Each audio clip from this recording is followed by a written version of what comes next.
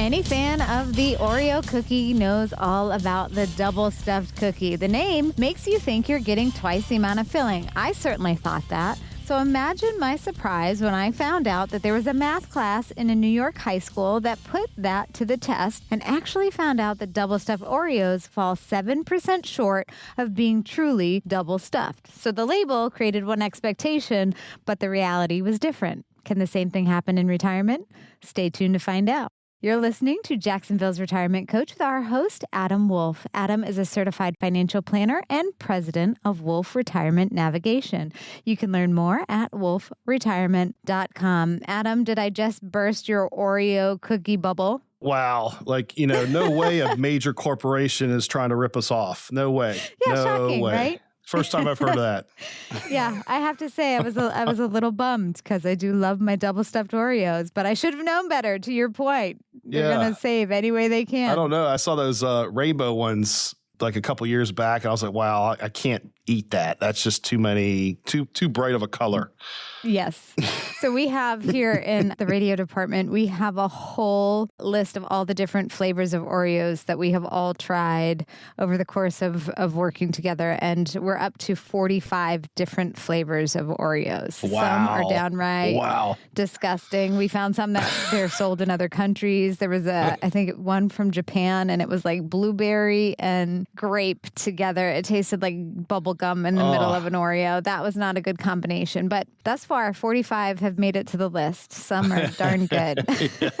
Yeah. Oh gosh, I forget about going to buy one of those the family bags. It's like 75 cookies. It's dangerous. Yes. Yeah. Those are the ones that make the rounds right here in the department. We're good. We're happy with this. Love it.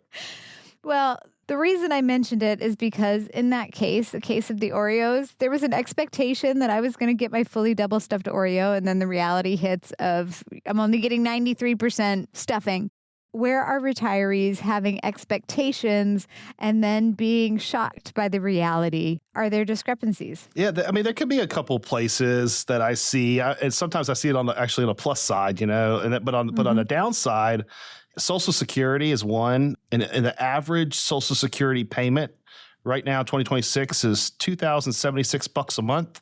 Wow. That's before any kind of Medicare Part B premium comes out of it. That's before any tax withholding comes out of it. But the most you can be paid out of Social Security right now is $51.81 a month. So this way Social Security looks at it, that the government looks at it, they take the highest 35 years that you worked, and they add up, based on your history, what your benefit's going to be. So, a lot of times you may be expecting a little bit more. And if you defer it, you can take it as early as 62. You can defer it to age 70. And if you defer it, you get paid more. But what's that sweet spot? The sweet spot's going to be what you and your unique situation is going to actually need. And so I've had some clients, surprisingly on the upside, see more Social Security benefit than when they got their last statement. They used to mail these statements out, and they do it rarely now. But hey, I looked at it 5 years ago. It said I was going to have X. And now, I just went online, and because that's some homework that we have here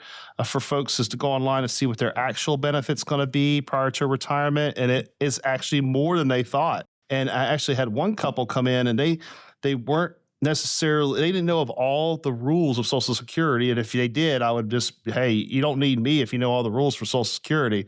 But they didn't specifically know that if you were married for 10 or more years, then the spouse who had a lower Social Security on their own record could have 50% of the other spouse if his 50 or her 50% is more than 100% of the other spouses. So you do this math, and they actually had about $400 more a month in retirement that they weren't expecting. So that's sort of like the expectation versus reality to the plus side. Sure. We like that. Yes. And certainly, I have to say, for the record, the 93% filling has not stopped me from eating any amount of Oreos. So I think for the average person, if you're talking just a little bit of wiggle room one way or the other, especially when you're weighing out whether to take Social Security, do I do it here, do I do it there, depending on what those numbers are, you may be, able to look the other way and go, okay, Nabisco, you took your. Yeah. And, we just finished tax season over here at Wolf Retirement, and we love our clients at Wolf Retirement before, during, and after, but we love people bringing in stuff. And usually it's the sweet kind or the fatty kind during the tax season because they feel sorry for us, I guess. So next thing you know, we have bunk cakes, we have lumpia, we have just a lot of stuff that's delicious. Just in time for summer bathing suit season. Oh, yeah. So we appreciate everybody bringing in all this goodness for us here at Wolf Retirement. Thank you, guys. Another area that certainly popped to mind for me when I was thinking about, our show and where expectation is different than reality. And I guess it's because it's a personal story for me, but it comes in terms of health. I know that I've shared before that my mom passed away from pancreatic cancer, but certainly when she was thinking about retirement, she thought she would be healthier and able to participate a lot more than she actually did. And her retirement years were cut short due to health. Nobody likes to talk about it, but in fact, it's a reality. Yeah, I mean, the biggest thing with the health care coverage in retirement, so it depends when you retire. And I have folks prior to 65, it's that in their minds, they think they have to get to 65. Why do we want to get to 65? Because that's Medicare age. As long as we qualify for Medicare, we're going to be able to access Part B for a fee, for a monthly premium, and Part A for free. We include all that together, but you're still missing 20% of the overall cost, what the government is not going to pay for the premium you pay in. Whether you're a retiree of the state, picking up that plan, or a supplemental plan with TRICARE, or a supplemental plan with, the big insurance companies like Plan G or Plan N, or grandfathered in under the old Plan F, knowing that is an additional cost. Now, prior to 65, it is more expensive in general. But a lot of times, the way I pointed out is if you can financially pay a premium to not have to work for 2 more years or 12 more months or 36 more months prior to 65, why wouldn't you just do that? So it's counterintuitive to pay a premium if you're ready to financially retire and ready mentally and emotionally to retire. It's just another cost. We model it in our software to say, in our plan to say, hey, you know what? This is a cost for a specific period of time. Go ahead and pay it because you can afford it. Number one. Number two is you want to insure, because we can reprint money, but we can't reprint time. And a lot of times folks are so scared of not having the health insurance or seeing the costs of the health insurance and not knowing that their plan in many cases is able to pay for it. Speaking of looking at somebody's portfolio, there is a transition that happens when somebody is stepping away from the accumulation phase into the retirement phase, and investment returns and what they're used to seeing in their portfolio and how much their money has been making on one side may look different when they transition into retirement. Talk to me a little bit about that and how you help shape that conversation for retirees. Yes. So we don't know what returns are going to be in the stock market. Nobody has that crystal ball. Right. A lot of times they're up and sometimes they're down and sometimes they're sideways. It's a random walk. They call it a random walk down Wall Street. You do not know what your returns are going to be. So we have to look at like historical returns to sort of get a sense of how it's not going to necessarily repeat itself, but it's going to rhyme a little bit. And so you go back to, over the history of the S&P 500, which we're coming up on it's going to be 100 years here soon. We're looking at a little over 10% average rate of return all those years, which is great. But the last 25 years, if you go back from January of 2000 and you go to the end of 2025, we're about a little over 8% return. Now, if you go back from 2009, where the bottomed out, the market bottomed out after the financial crisis and real estate crisis, we've been double digits. Like, things have been really good. So expectation versus reality.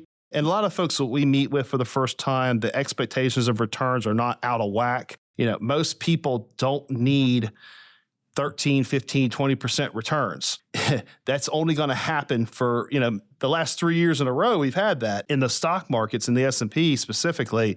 But we have to get to a reasonable rate of return. And I'm in the camp of, why take more risk than you actually need? So why don't we get a return that we can shoot for, that's reasonable, that the plan works with, and oh, by the way, that's a hell of a lot less risk to get that return. Oh, and then double that. Oh, by the way, we are now able to have a more stable return to enjoy our retirement. We don't have these huge swings. We're trying to eliminate as many of those big swings as possible. And while you're working, hey, it's okay. It's still on paper.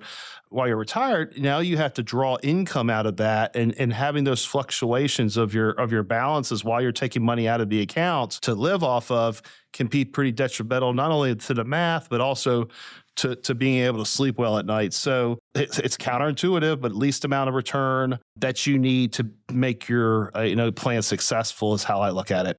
Sure. We focused a little bit on some of the unpleasant expectations versus reality, but I want to finish it with talking about there is the pleasant side of this as well, where somebody comes into your office having that expectation that I'm only going to get X amount of dollars a month in my retirement. And then they sit down with you, you do the work with their portfolio, and they're pleasantly surprised to know that not only is their money going to last the amount of time that they need, but they can actually have more spending power than anticipated.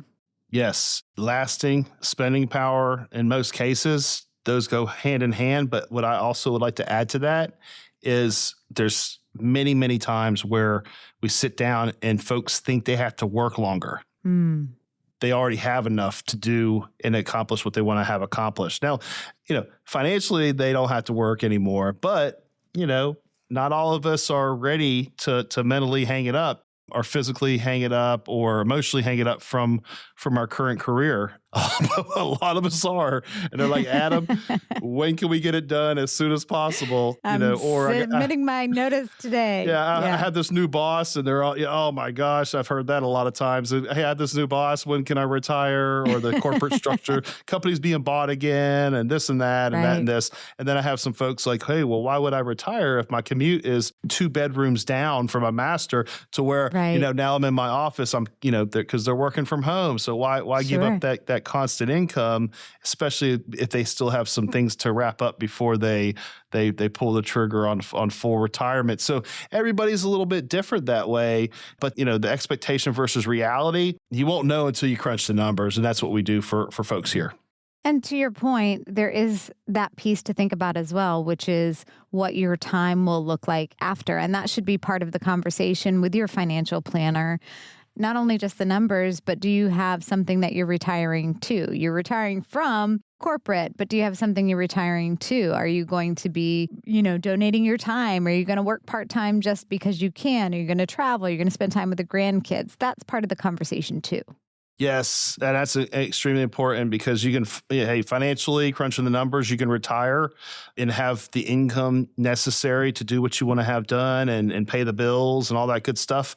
But if you're going to just retire to sitting on the couch all day, I mean, that might be a dream, but a lot of folks, you need to have something to retire to. And that's huge. And that's a big case. And I've seen it, that's just my own family. So my father, I use his story, a lot of his stories, even though he passed away a couple of years ago, he gave me permission to tell these stories. Thanks, Dad.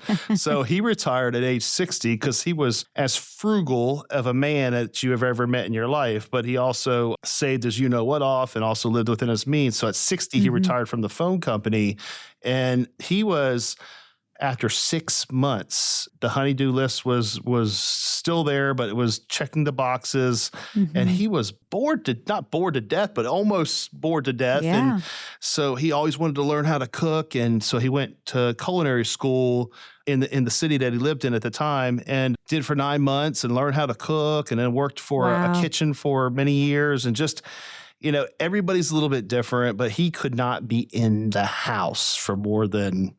Give him a couple hours at a time. So he had to be out and about. But everybody's a little bit different. Having something to retire to is huge from a reality perspective versus the expectation.